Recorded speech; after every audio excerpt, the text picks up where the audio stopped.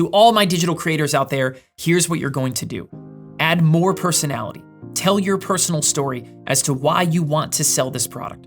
What is you and your product's origin story? And start explaining that.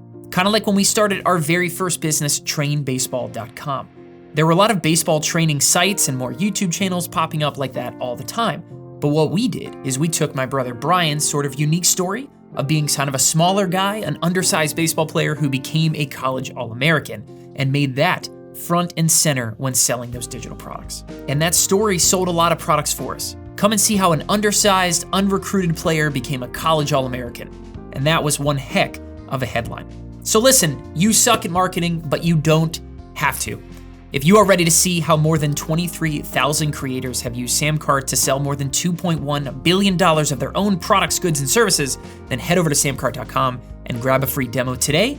You can talk with a real member of our team and get answers about how SamCart can help you. And if you want to dive deeper into how to up-level your marketing, check out this video right here, where we will break down the 4 key elements of a high-converting sales page. It will show you how you can sell whatever you want from just one simple page. Thanks for watching.